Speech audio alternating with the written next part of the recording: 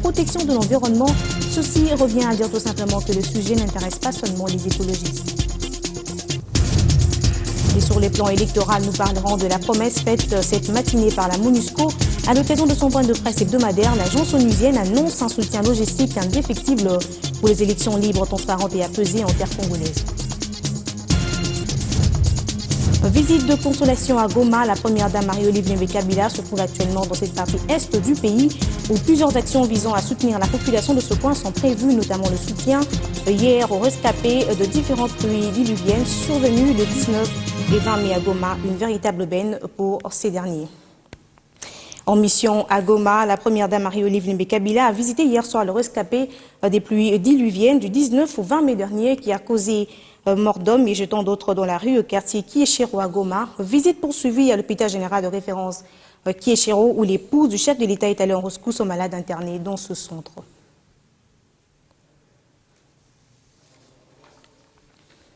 Nous y reviendrons plus tard. Je vous l'annoncer à l'ouverture lors du point de presse hebdomadaire de la MONUSCO.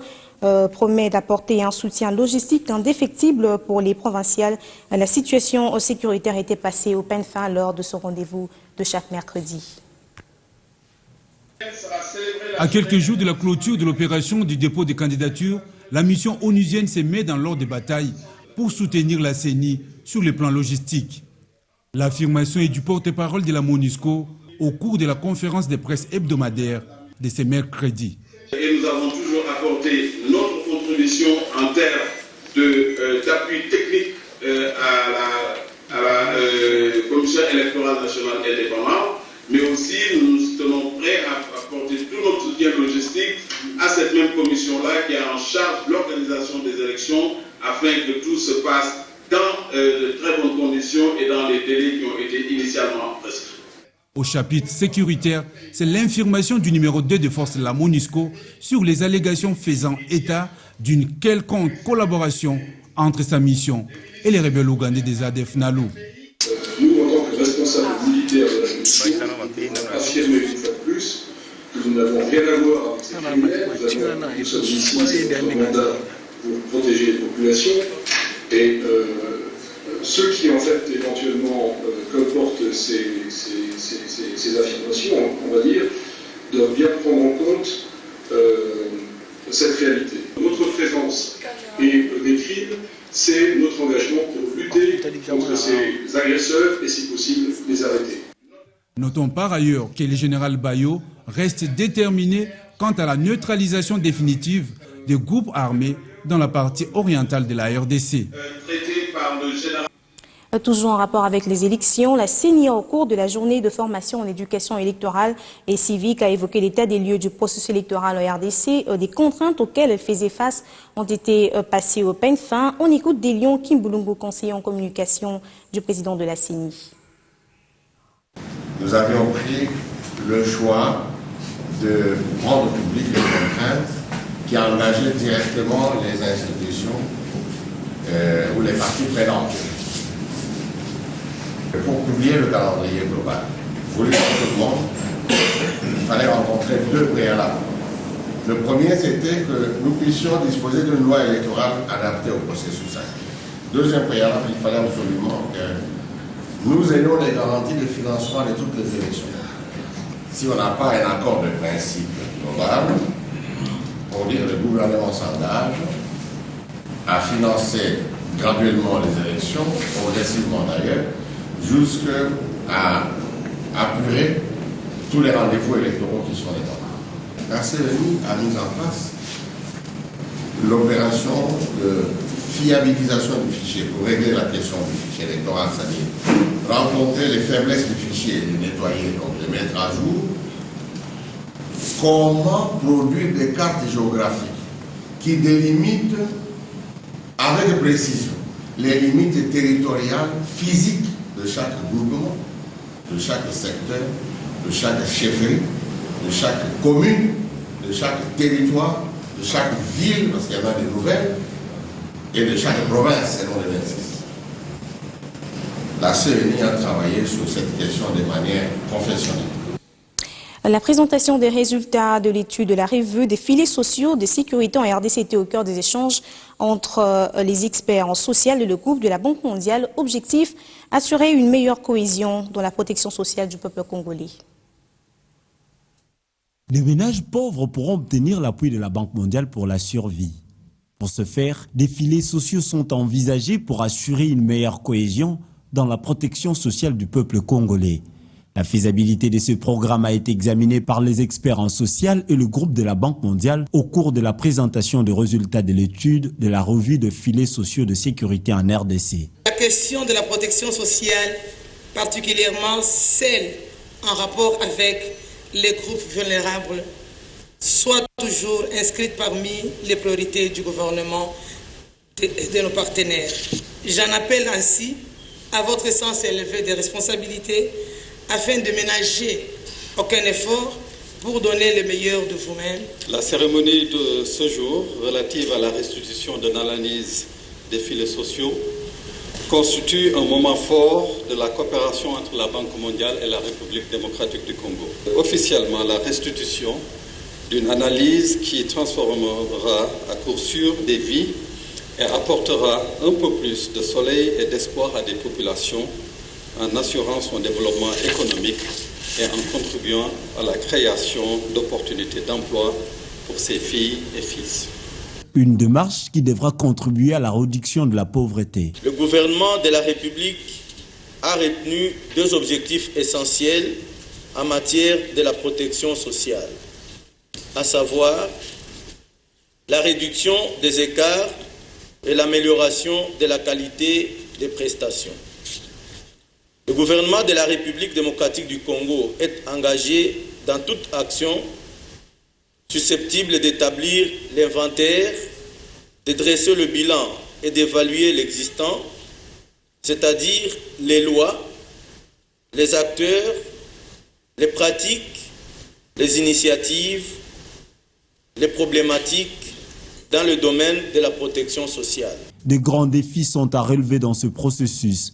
Le gouvernement congolais se voit ainsi attendu pour un pilotage participatif sans faille. En santé, un Congolais à l'honneur dans ce journal est le docteur virologue Jean-Jacques Muyembe, à qui est décerné le prix Christophe Mérieux pour ses recherches à lutter contre la maladie infectieuse à virus Ebola dans le bassin du Congo. Une récompense qui est évaluée à près de 500 000 €. La rédaction a brossé pour vous 100 portraits signés Cédric Ebondo. Muyembe Tanfoum, un nom ancré dans la tête des filles et fils de la République démocratique du Congo et surtout évocateur du mérite congolais dans la lutte contre la dernière réapparition de la fièvre hémorragique à virus Ebola. De la détermination, de l'engagement et de l'implication qui ne sont pas passés inaperçus. C'est lui le grand prix scientifique, prix Christophe Mérieux de la Fondation française portant le même nom. Depuis 2007, l'Institut français qui est le sélectionneur de lauréats récompense par ce prix de façon exclusive des équipes de recherche travaillant en permanence au sein de pays en développement touchés par diverses maladies infectieuses. En ce mardi 26 mai, l'Institut national de recherche biomédicale INRB vient de voir l'un de ses pairs récompensé pour son combat contre Ebola. Il rafle une somme évaluée à près de 500 000 €. Une contribution internationale de haute portée qui pourra permettre à cet institut de mener à bien ses recherches.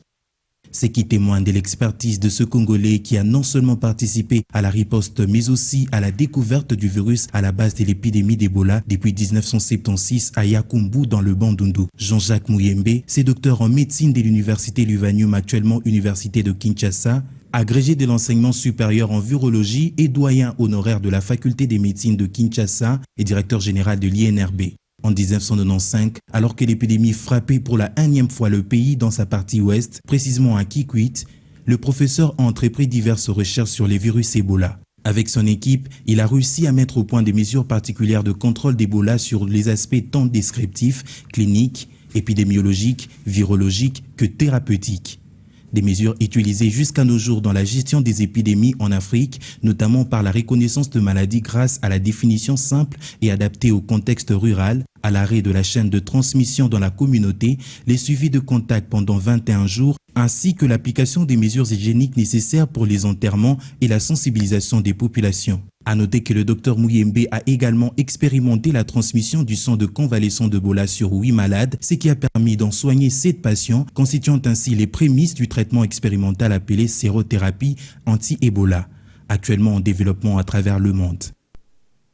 Une expertise avérée qui l'a conduit aussi en Guinée-Conakry où la riposte contre l'épidémie d'Ebola se poursuit aujourd'hui et nous vous emmenons découvrir le centre de traitement des victimes d'Ebola de Koya, une cité située à quelques kilomètres de la capitale. C'est au prix de leur vie que ce femmes et hommes professionnels de la santé apportent leur savoir-faire aux victimes guinéennes d'Ebola. Une prise en charge qui implique de l'ingéniosité dans la manipulation des outils de sécurité. Quand nous allons voir les malades, nous sommes répartis en 3 sous-groupes.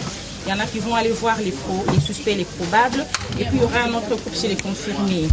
Donc là, nous prenons toutes les précautions. Nous commençons par laver le main. Après avoir lavé le main, nous faisons les shopping. Chacun prend tout ce dont il a besoin. Donc les gants, les PPE, les tabliers, les masques et les lunettes. Dans ce centre de traitement de patients d'Ebola, les volontaires majoritairement constitués de Congolais travaillent d'arrache-pied jour et nuit aux cheveux de malades. Des actions colossales pour une épidémie qui a déjà causé la mort de plus d'un Guinéen, comme en témoignent ses survivants. Je suis laborantie, mon mari est infirmier. Il est tombé malade, j'ai fait son soin pendant 3 jours. Je l'ai admis ici, il a rendu l'âme. Ici, à 3 jours de son décès, moi aussi je suis tombée malade.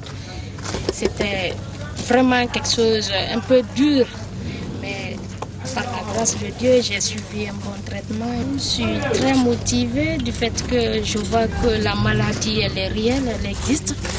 Maintenant, je me suis dit, je suis là en tant qu'agent, je dois aider maintenant la communauté. Je suis infecté par le virus Ebola.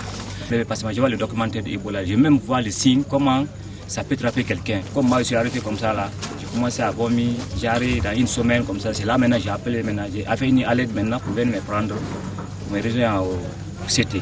Le début, lorsque je suis quitté au CT, je rentré chez moi à la communauté, on m'a regardé mal avant. Lorsque je suis arrêté comme ça, quand je pars chez moi, il y a des stèques même qui m'a dit qu'il n'y a pas Ebola qui m'avait attrapé, parce que si Ebola attrapait une personne, il va te tuer. Pour contrer la stigmatisation dont en sont victimes les patients après leur établissement, le soutien psychosociologique a été envisagé par l'Union africaine. Avant, cet aspect psy n'était pas vraiment intégré dans la prévention, dans la lutte. Nous sommes parmi les rares CT qui ont le psy formé, quoi. Donc, vous savez, cette épidémie s'accompagne de stigmatisation. Une fois qu'on est malade, on est stigmatisé. Et du coup, la réintégration n'est pas toujours facile. Hein. Ça dépend d'une communauté à une autre. Nous avons 3 secteurs d'action. Nous travaillons avec le patient, nous travaillons avec le membre de famille de malade, et puis nous travaillons avec la communauté. Donc c'est le soutien émotionnel. Par ces actions, l'Union africaine entend assurer la protection contre Ebola à tous les Guinéens encore en proie à cette épidémie. C'est donc le réveil d'une Afrique qui prend à bras le corps ces mots. Je vous propose à présent de suivre le bilan des interventions des agents de l'Union africaine depuis l'installation de ce centre spécialisé dans la prise en charge des patients Ebola. Cédric Ebondo et Lindel Kinsangui nous font le point. Au départ, on avait 2 objectifs majeurs. Les objectifs là étaient partagés par tout le monde. Le premier objectif, le plus important, c'était 0 infection pour tout le personnel. Le deuxième objectif, c'était une prise en charge de qualité de tous les patients que nous allons recevoir. Dire qu'à nos jours, le premier objectif se maintient. C'est-à-dire depuis l'ouverture du centre jusqu'à nos jours, nous n'avons enregistré aucun cas de contamination du personnel. Par rapport au deuxième objectif, nous pouvons vous dire que globalement, nous avons admis dans ce centre 383 patients. Parmi ces 383, 213 sont sortis vivants. Toujours en santé, les détournements des primes des risques des infirmiers ont été signalés. Les syndicats des blouses blanches invitent le gouvernement à saisir le dossier et à exiger le remboursement de l'argent détourné. Nous étions en négociation au mois de mai 2013. On nous avait accordé seulement 1 milliard Les milliards là ajoutés à ce qu'on touchait depuis le mois de juin 2013, nous avons constaté là où nous sommes allés en province que cet ajout-là n'est jamais arrivé. Ça a été détourné depuis Kinshasa et le paix qu'ils avaient envoyé aussi en province, ça a été aussi détourné par les autorités de province. Nous avons plusieurs fois démontré que l'état des pays qui a été signé par le ministre du budget en son temps n'avait pas été exécuté comme tel. Je prends le cas du Nord Kivu. Nous avons demandé au gouvernement normalement le déboursement de cet argent, mais nous avons dit en premier lieu qu'il devrait prendre des mesures conservatoires, mener des enquêtes pour découvrir qui est le vrai détourneur. En prévision des préparatifs de la Journée internationale de la télécommunication célébrée les 4 juin de chaque année, le patron des Pétantiques, Thomas Louaka, a convoqué une réunion d'urgence avec les opérateurs des télécoms œuvrant à RDC, puis il a effectué une descente à la SCPT pour se rendre compte de l'avancement des travaux de réhabilitation de cette entreprise publique devant accueillir la célébration de cette journée. L'amélioration de la qualité de service des entreprises de télécommunications œuvrant en RDC a fait l'objet d'une réunion d'urgence convoquée par le vice-premier ministre, ministre des PTNTIC Thomas Louaka, avec les responsables de ces entreprises. Pour la célébration de la Journée internationale de la télécommunication, le 4 juin prochain, les opérateurs de télécommunications mobiles sont appelés à offrir un service de qualité et entretenir comme il se doit leur matériel afin de résoudre le problème de connectivité. Nous avons communiqué à son Excellence que depuis les 6 derniers mois, nous investissons énormément à l'amélioration de la qualité du service et nous voyons mois après mois que ça s'améliore. On a quelques difficultés dans la logistique, retard dans le dédouanement ou bien la congestion du port de Pointe-Noire pour ici à Matadi pour que c'est qu'on planifiait être terminé pour juin le soir. Mais honnêtement, nous pensons que d'ici fin juin de cette année, on ira encore mieux que ce qu'on a été jusque-là. Ensuite, Thomas Louaka s'est rendu aux installations de la Société congolaise des postes et télécommunications, SCPT en sigle, pour s'assurer de l'avancement des travaux de réhabilitation devant prendre fin avant le 4 juin.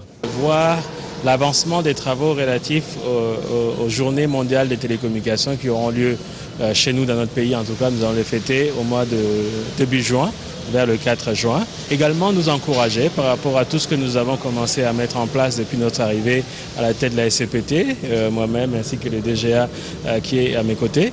Nous avons entrepris un certain nombre de travaux pour la réhabilitation, la réorganisation donc de la SCPT, de la Poste de la RDC, ainsi que le service de l'opérateur historique que nous sommes, la SCPT. Donc il est venu nous encourager pour que nous puissions aller de l'avant. Une série de manifestations est donc prévue pour la célébration de cette journée internationale de télécommunications et le directeur général de la SCPT promet une totale réussite de ses assises. Un sabotage ou simple cambriolage, la question se pose au lendemain de l'acte de vandalisme constaté au siège de l'Union nationale de la presse du Congo. Les bureaux de la Corporation des professionnels des médias étaient victimes hier dans la soirée d'un cambriolage. On écoute le président de l'UNPC. J'ai quitté le bureau à 17h. Le temps d'arriver chez moi 1h30 après, on m'appelle pour me dire que le bureau est ouvert. Je suis revenu au bureau, effectivement, j'ai trouvé le bureau ouvert, j'ai pas vu le cadenas.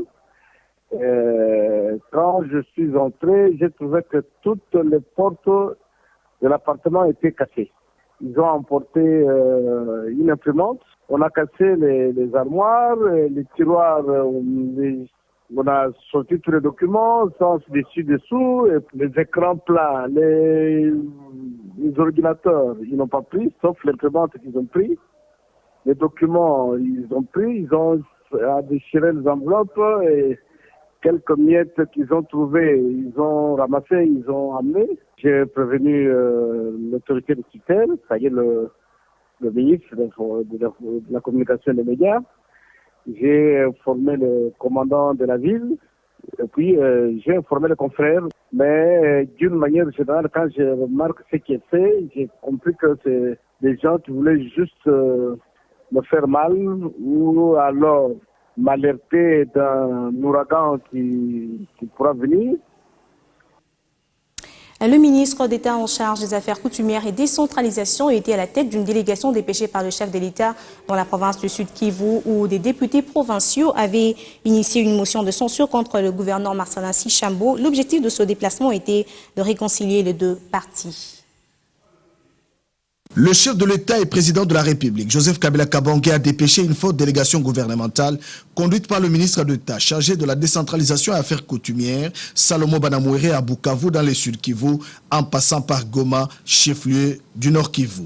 Objectif de la mission, mettre fin au conflit interinstitutionnel qui opposait l'Assemblée provinciale du Sud Kivu au gouverneur Marcellin Sichambo. Depuis le 20 avril 2015, 20 députés provinciaux sur les 36 inscrits avait déposé une motion de censure contre le gouvernement provincial dirigé par Marcellin Sichambo. Il a reçu les 20 députés signataires de la motion de censure contre le gouverneur du Sud Kivu pour une réunion d'harmonisation des vues et suivant instruction personnelle du chef de l'État Joseph Kabila Kabange qui tient à la paix dans cette province, désamorcer la crise de confiance entre les deux institutions provinciales.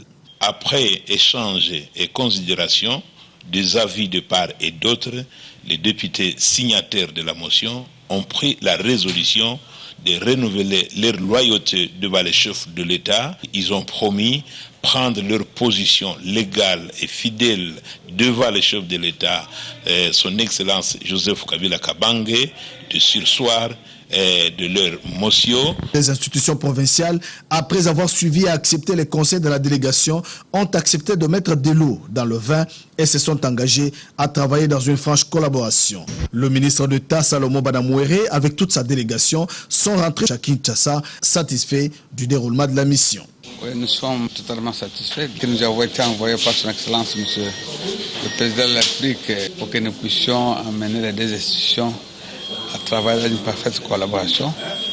Et ce qui a été fait dorénavant, et le gouvernement provincial et l'Assemblée provinciale pour travailler pour un seul but, amener le Sud Kivu à travailler dans un consensus, dans une collaboration qui amène cette province à s'occuper du développement, mais également à l'ancrage de la démocratie.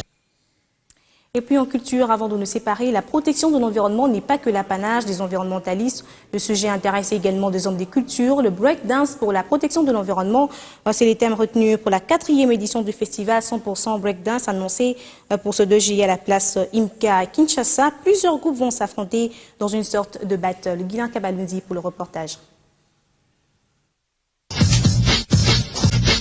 Produire un spectacle pour une sensibilisation des jeunes danseurs sur des questions environnementales, tel est l'objectif premier de cette 4e édition du festival 100% Breakdance qui se tiendra à Kinshasa le 10 juillet prochain à la place Imka. Aujourd'hui, le monde parle actuellement des réchauffements climatiques. Donc on ne peut pas parler de l'avenir de l'humanité sans la jeunesse. C'est pourquoi c'était pour nous important d'associer la jeunesse congolaise ou africaine, si vous voulez, dans ce combat de la lutte contre les réchauffements climatiques et tout. C'est pourquoi, dans l'organisation, nous prenons ces volets-là. On a opté pour cette thématique-là de la protection environnementale depuis 2013. C'est pour 5 ans, ça va aller jusqu'en 2018. Pour que, de temps en temps, pour qu'à chaque édition, qu'il y ait des ateliers qui vont permettre, à nos professeurs, si je peux les appeler ainsi, ou experts, de combiner la danse et le côté environnemental pour que les danseurs arrivent à produire des spectacles, même pendant le concours, même après que les danseurs arrivent à produire des spectacles et entrer dans ce sens-là pour sensibiliser non seulement la jeunesse, mais aussi pour sensibiliser les Congolais. Un festival qui connaîtra une participation à 80% de l'association Event RDC, cela dans le souci de promouvoir ce style de danse au pays de Kabassé et Jeff. Dans le souci de promouvoir cette discipline artistique qui est la danse, donc peu pratiquée jusque-là ici en RDC, compte tenu des moyens, donc cette année nous ne serons pas en mesure d'inviter des groupes venant des provinces et pourquoi pas de l'extérieur du pays. Cette danse devait sans doute aussi se pratiquer sous forme de défis, mais aussi de concours, des talents qui sont alors très populaires. Fin de cette édition d'actualité, je vous retrouve demain avec le même plaisir, celui de vous informer bien sûr.